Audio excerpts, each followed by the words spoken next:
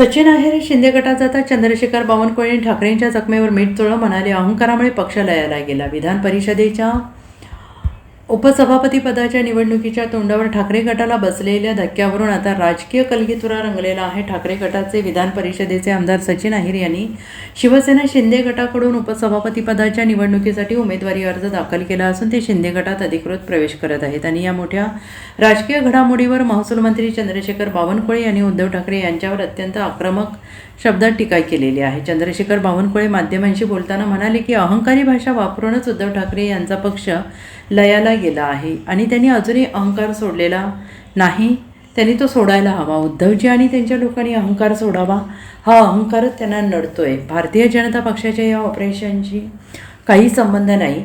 एकनाथ शिंदे यांचा पक्ष वाढवतील, उद्धव ठाकरेंनी त्यांचा पक्ष सांभाळावा असा घणाघाती त्यांनी केला आहे। चंद्रशेखर बावनकुळे पुढे म्हणाले की उद्धव ठाकरे यांच्या पक्षात जे काही सुरू आहे ते फक्त अहंकारामुळे सुरू आहे, सकाळच्या बोलबच्चनमुळे सुरू आहे। फक्त मीडियाची स्पेस घ्यायची, सकाळी पत्रकार परिषद घ्यायची असे म्हणत त्यांनी संजय राऊत यांच्यावर देखील निशाणा साधला आहे। तर कोणालाही काही पक्षाची काळजी पडलेली नाही, पक्ष कसा चालवावा लागतो याबाबतची भूमिका शिल्लक राहिलेली नाही, विचारसरणी विकली गेलेली आहे, त्यामुळे हे परिणाम आहेत अशी टीका ठाकरे यांच्या गटावर केलेली आहे। याला त्याला हिनवणे, देशाच्या पंतप्रधानाबद्दल खालच्या भाषेत टीका करणे आणि असं न करता उद्धव ठाकरेंनी आपलं घर सांभाळलं पाहिजे। त्यांचे चांगले चांगले शिलेदार त्याला सोडून टाकले, त्यांनी आपल्या भविष्याची काळजी केली पाहिजे।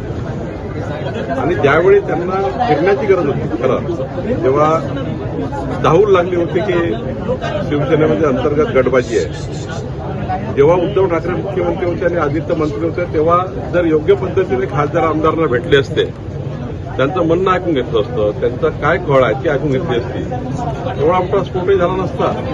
सर्वात महत्वाचा जर विचार केला, एक मुख्यमंत्री पदाकरता जे मॅन्डेटच्या बाहेर होतं, उद्धव ठाकरेंचं मुख्यमंत्रीपद मॅन्डेटच्या बाहेर होतं, एक मुख्यमंत्री पद मिळवण्याकरता सर्वच विषयाची त्यांनी बर्बादी केली, विचारसरणीची बर्बादी केली।